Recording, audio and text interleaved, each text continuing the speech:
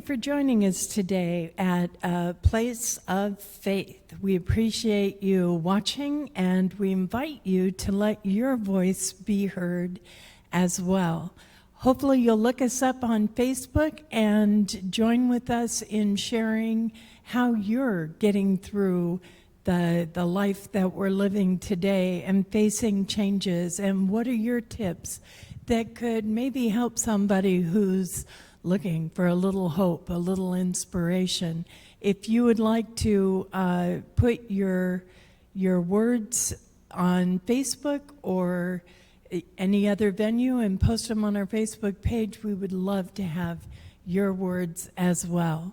Meanwhile, we hope that you get some inspiration and some hope and enjoy the message that we have for you today. Please join me in prayer. We give thanks, knowing that there is a power greater than us, knowing that there is reason and hope and love, knowing that there is goodness within, throughout, and all around us. God, we would focus on these things that we would have more of: abundance, joy, love, health, healing, and prosperity.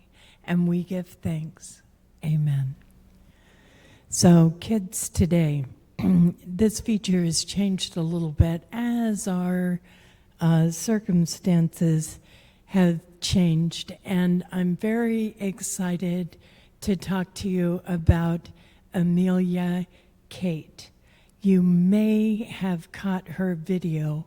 For Easter, she and her mother set up a whole setup with the microphone and just everything they needed, and she sang Hallelujah for her neighbors from her driveway. If you haven't seen it, it's still out there. It's on YouTube. Her name is Amelia Kate.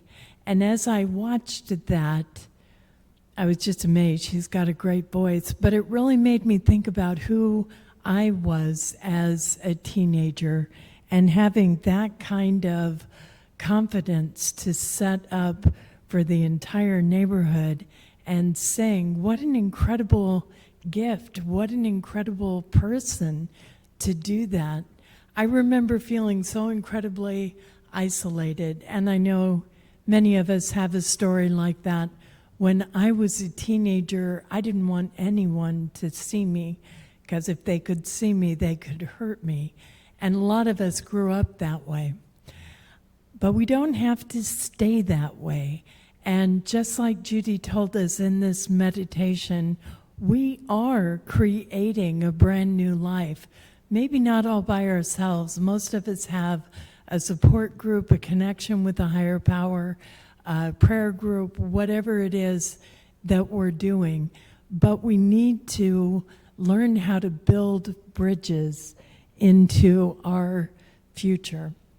So I'm going to start with a story that is probably where I first got the idea that we could build bridges into the future. My get well job when I got into recovery, my first job, was working for a department store, which I thought was very interesting because I'd had an interesting relationship with money, and I was taking and giving money all day long. I was so careful to watch every single penny. Of course, just like Becky was talking about at Just for Today, my self-esteem wasn't very good, and I was just sure if any money went missing, it would be blamed on me because I knew my past, even though not everybody there did.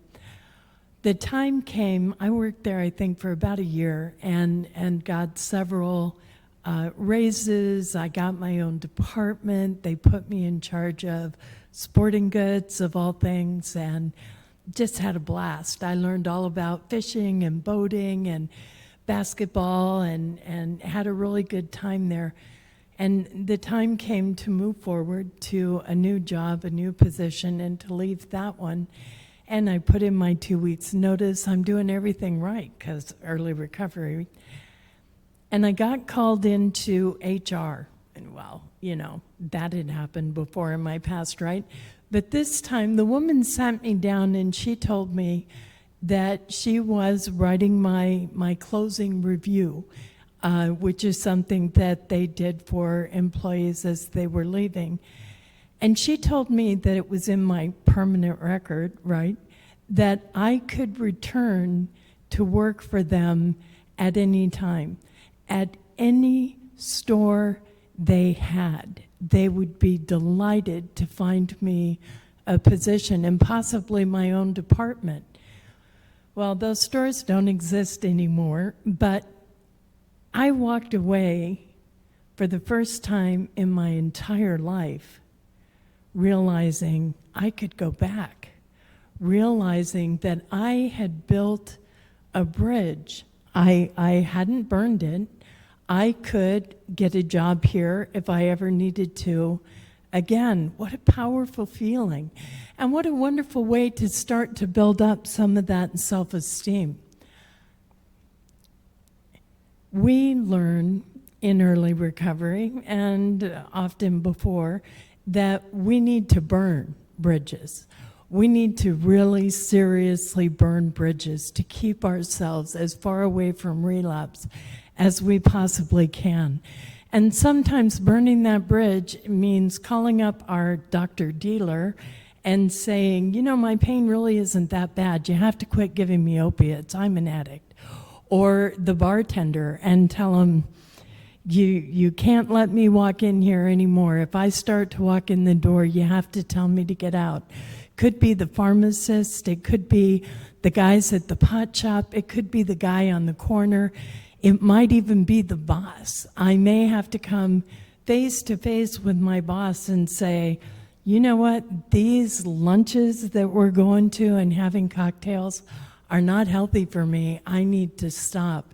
Even knowing that we could get fired, right? We're no longer drinking with the boss. And if the boss has a drinking problem and we say, I can't drink with you anymore, chances are we're going to lose that job. And we know it because the boss may think, hey, you're complaining about my drinking, right? Because she's not ready to get into recovery. But our life has to be more important than that job. And if we have to get fired and lose that job to save our recovery, to stay alive, then that's what we have to do. Well, once we figured out what bridges we need to burn and get rid of, then we have to start mending bridges. And sometimes this is not a lot of fun either. Mending bridges for us is getting honest, admitting who we've been and what we've done, and making amends where we can. It might mean reaching out to family members that haven't really wanted anything to do with us, or we've been afraid to make contact with because we knew that we were having problems, and telling them who we've been and how we've gotten there.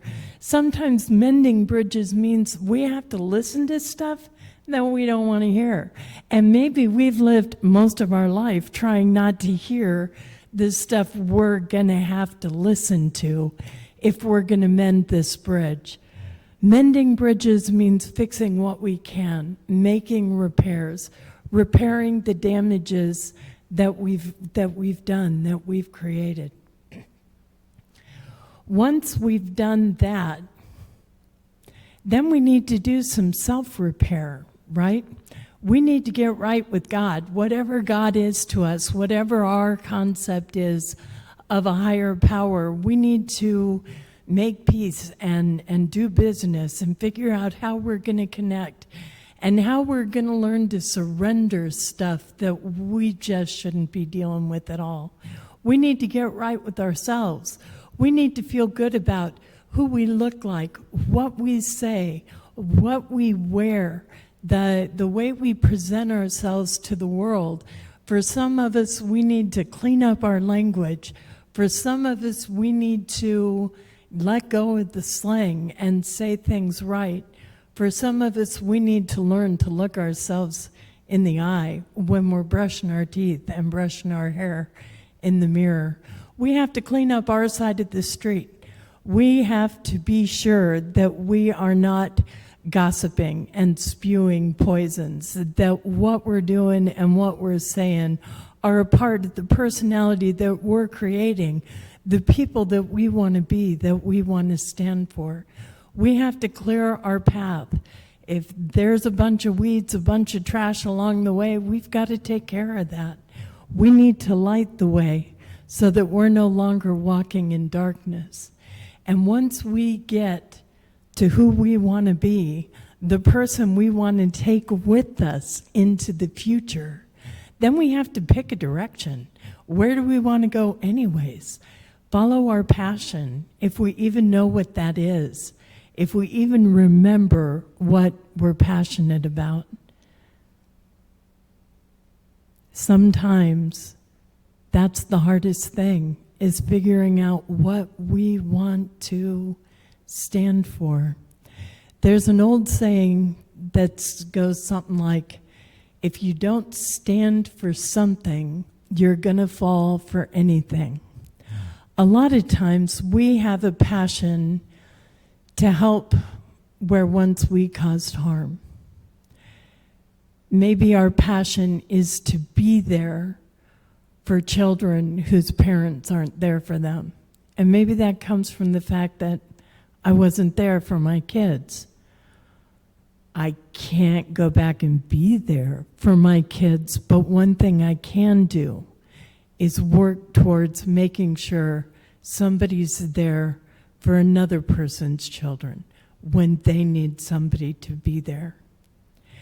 There's a story, I think I heard it in college, and I'm probably going to mangle it, but hopefully I'll get the idea across, that went something like, if we wrote out what we wanted on our headstone as our epitaph, and then tried to live our life in a way that would make that be what's actually written for us when we pass, we would know what direction we wanted to live in. So what do you want to be remembered for? What do you want somebody to say your life was about? I've shared earlier in Place of Faith a little over a month ago that in early recovery, a woman or an angel came up to me when I was contemplating suicide. And of course, she had no idea what I was thinking, or I didn't think she did. But she put her arms around me and she told me, honey, if you stop here, this is all you'll ever be. But if you just stand up and take a step forward, this is something you overcame on your path to where you're going. I found that so incredibly powerful. And I did not die, so obviously it sunk in. So if you're trying to figure out what your passion is, there's some stuff we can do. And it's the stuff we learned about early on. You already know it. Pray, meditate, research, explore. Set your intention. It's so amazing right now. We've kind of got all this time, right, that we can do the research on the internet. We can look things up and find out what's being done in our community, in the world, for any particular population. Even if I don't have millions and billions of dollars to change things, I might have the idea, the intention that encourages people to move forward. Create a plan. Figure out where you want to be 5 years from now. We've all heard that. You know, where do you see yourself 5 years from now? If you're like me, you just said whatever you thought they wanted to hear, right? But really, take it into meditation. Really think about it. And if you thought you knew before, do a checkup. Is that really what you want right now too? Once you figure out where you want to be 5 years from now, you work it backwards. If you want to be here 5 years from now, then at what point do you need to be 4 years from now? What about 3 years from now? And if you're going to make your goal in 5 years, where do you need to be in 2 years or 1 year? And if you want to get to where you're going in a year, what do you need to have done this month? And what can you do about it today? And once you know where you're going, you can plan how to get there. The plans, we've also heard of journals, make lists, do pros and cons. Figure out what's the best way for you to go. Dream big and then bring it backwards and make it real. Do it with a lot more prayer and lots of meditation. Once you know where you're going, let yourself visualize who you're going to be when you do this. What's your world really going to look like? What's it going to be on the other side?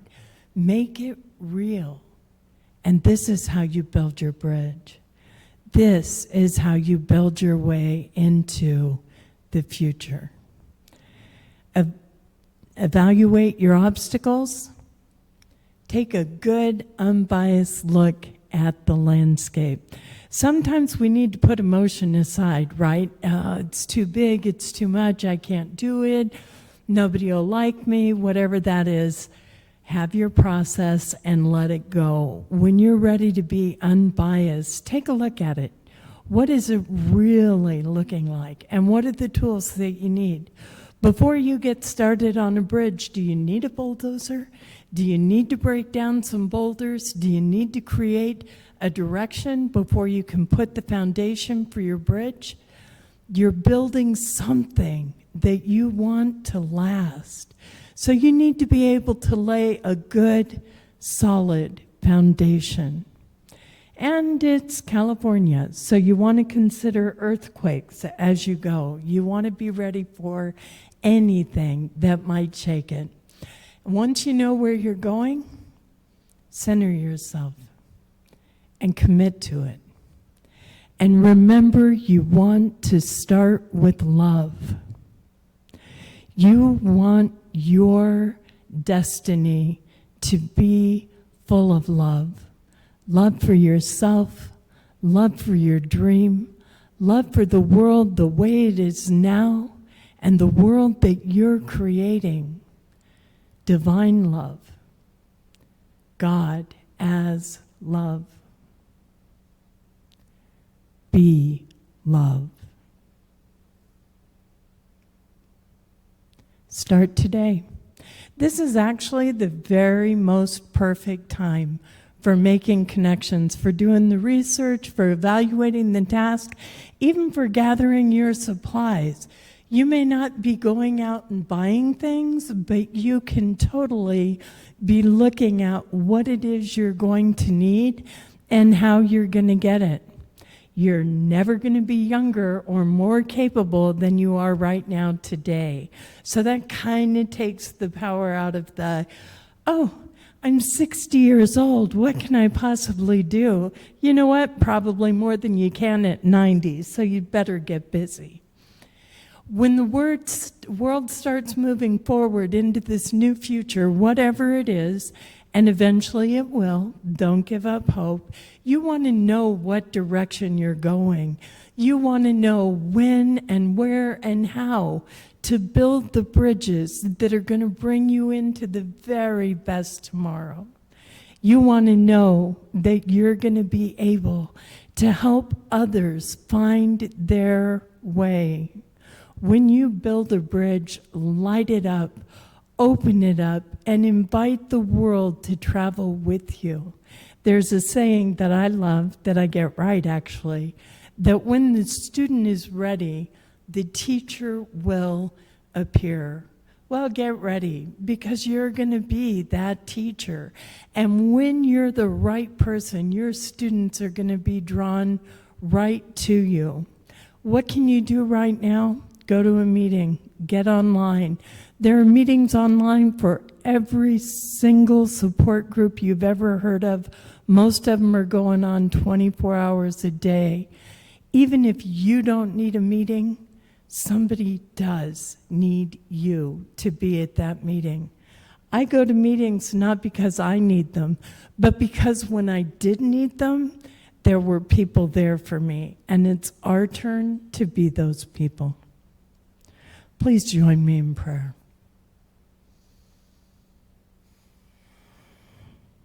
Higher power, love that is all love, love that is all life. Let me step into the flow. Let me step into my purpose. Let me hold up the joy, the love that is reality. Right now, there is so much darkness, but we know there is always so much darkness. And God, we know that even a small light shines brightly in that darkness. Let us join those lights together. Let us light the way and blaze the path into our future. This is the time of our service that we offer you the opportunity to become still and to go within and rest there. I ask you now to be comfortable, to take a deep breath and breathe in peace and breathe out calm. I ask you to take another deep breath, a deeper breath, and again breathe in peace and breathe out calm. Take in one more deeper breath yet. Take in peace and breathe out calm. Breathe out the calm of knowing that you have come to a place in your recovery program, that you have a relationship with a higher power. What you choose to call your higher power is your gift to yourself. Your higher power loves you, encourages you, gives you the strength to go about your day. Your higher power has shown you a new way of living, a new chance, creating a new story, one that is of hope, one of joy, one that includes others who love you, one that says life is for living. As you listen in the silence, what is the message you hear that says, continue living this new story that you are creating for yourself?